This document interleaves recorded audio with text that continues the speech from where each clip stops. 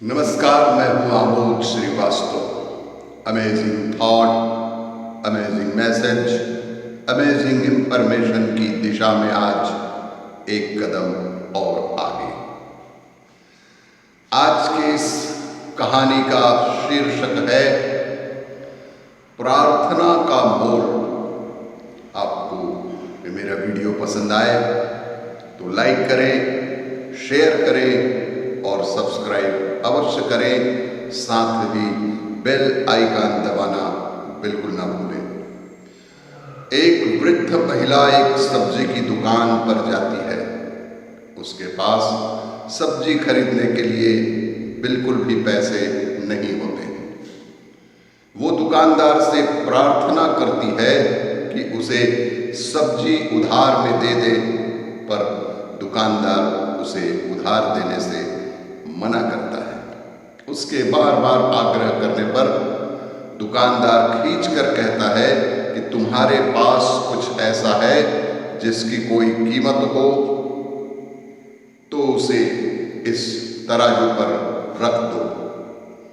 मैं उसके वजन के बराबर की सब्जी तुम्हें दे दूंगा। वृद्ध महिला कुछ देर सोच में पड़ जाती है, क्योंकि उसके पास ऐसा कुछ भी नहीं था जिसे दुकानदार को, जिसे सब्जी वाले को वह देकर कुछ सब्जी प्राप्त कर सके। कुछ देर सोचने के बाद वह एक मुड़ा तुड़ा कागज का टुकड़ा निकालती है और उस पर कुछ लिखकर तराजू पर रख देती है। दुकानदार ये देखकर हंसने लगता है। आसपास खड़े अन्य खरीदार भी उसकी इस हरकत से हंसने लगते हैं। फिर भी वह थोड़ी सब्जी उठाकर तराजू पर रखता है। आश्चर्य, कागज वाला पलड़ा नीचे ही रहता है और सब्जी वाला ऊपर उठ जाता है। इस तरह वो और सब्जी रखता है और सब्जी रखता है और सब्जी रखता है, लेकिन कागज वाला पलड़ा नीचे ही रहता है। तंग आकर दुकानदार उस कागज को उठाकर पढ़ता है और बेहद हैरान रह जाता है। सब्जी वाला कागज का टुकड़ा उठाकर पढ़ता है और बेहद हैरान रह जाता है कि कागज पर लिखा था कि परमात्मा आप सर्वज्ञ हो, अब सब कुछ तुम्हारे हाथ में है। दुकानदार को अपनी आंखों पर यकीन नहीं हो रहा था। वो उतनी सब्जी वृद्ध महिला को दे देता है। पास खड़ा एक अन्य ग्राहक दुकानदार को समझाता है कि दोस्त, आश्चर्य मत करो। पास ही खड़ा एक अन्य ग्राहक सब्जी वाले को समझाता है कि मित्र, आश्चर्य मत करो। केवल परमात्मा ही जानते हैं कि प्रार्थना का क्या मोल होता है।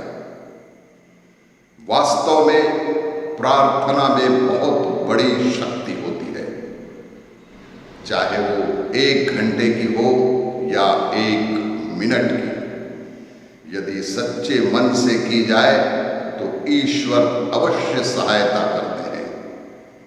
अक्सर लोगों के पास ये बहाना होता है कि हमारे पास वक्त नहीं है, मगर सच तो ये है कि परमात्मा को याद करने का कोई समय नहीं होता। मगर सच तो ये है कि परमात्मा को याद करने का कोई भी समय नहीं होता। प्रार्थना के द्वारा मन के विकार दूर होते हैं और एक सकारात्मक ऊर्जा का संचार होता है। जीवन की कठिनाइयों का सामना करने का हमें बल मिलता है। जरूरी नहीं कि कुछ मांगने के लिए ही प्रार्थना की जाए। कोई जरूरी नहीं कि कुछ कभी मांगने के लिए ही प्रार्थना की जाए। जो आपके पास है उसका धन्यवाद भी ईश्वर को करना चाहिए। इससे आपके अंदर का अहम नष्ट होगा और एक कहीं अधिक समर्थ व्यक्तित्व का निर्माण भी होगा। प्रार्थना करते समय मन को ईर्ष्या, द्वेष, क्रोध, घृणा जैसे विकारों से मुक्त रखकर सकारात्मक ऊर्जा का संचार करें और जीवन को सुखी बनाएं। और भी इसी तरह की जानकारियों के लिए देखते रहिए मेरा वीडियो। लाइक करें, शेयर करें और सब्सक्राइब अवश्य करें। धन्यवाद।